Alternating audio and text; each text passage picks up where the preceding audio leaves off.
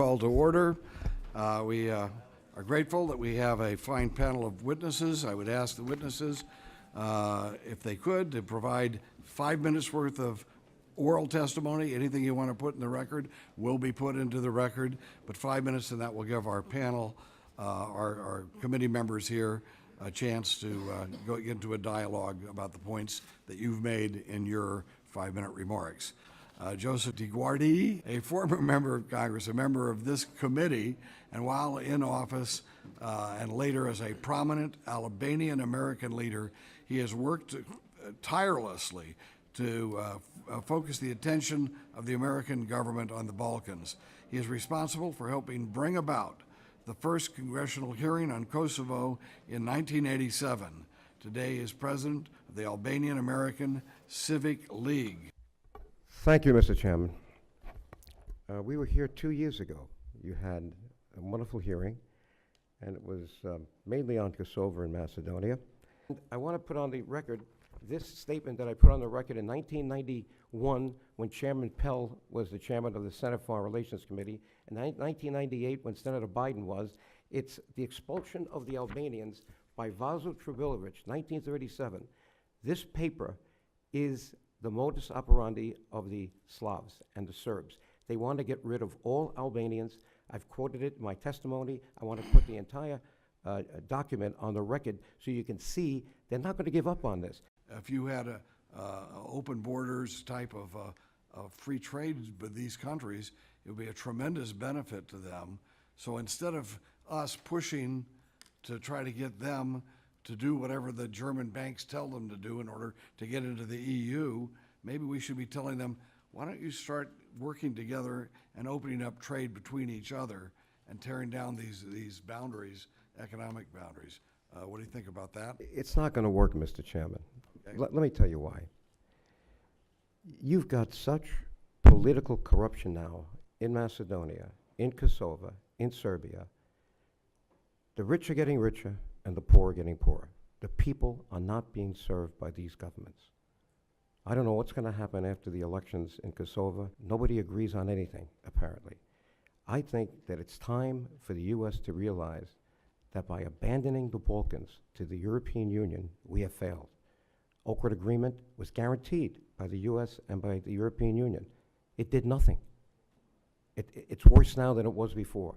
So how could we look at normal ways of thinking to create an economy in Southeast Europe? Got it, Joe, but now tell us your 30-second answer of your plan. The plan, Joe's plan. The plan is, and I hate to see these cuts for the State Department, it doesn't make any sense.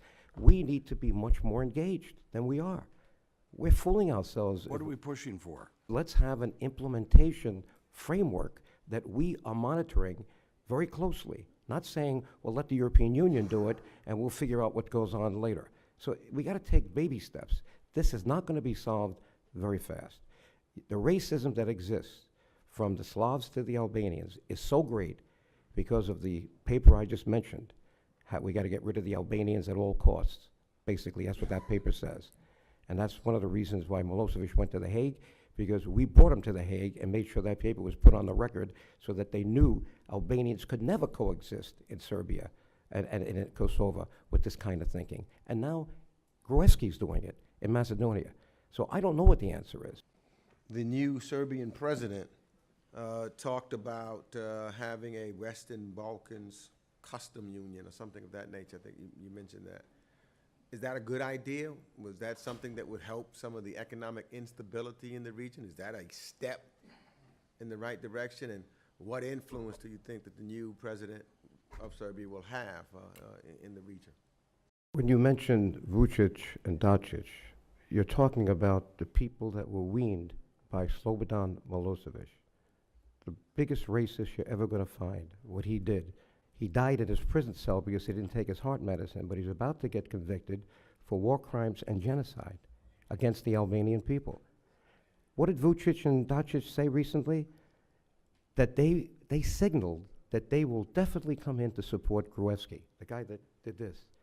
And what they want is an ethnic thing. They want an excuse.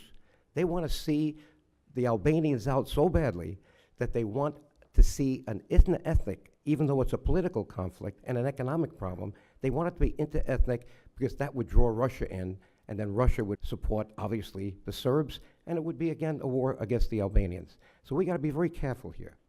You can't trust Serbia. Mr. Dodic is taking his orders from Belgrade. Serbia wants, at some point, not only to have influence in Serbia, but to make it part of Serbia. The same thing that's going on in northern Kosovo. So, and listen, Serbia still has not recognized Kosovo.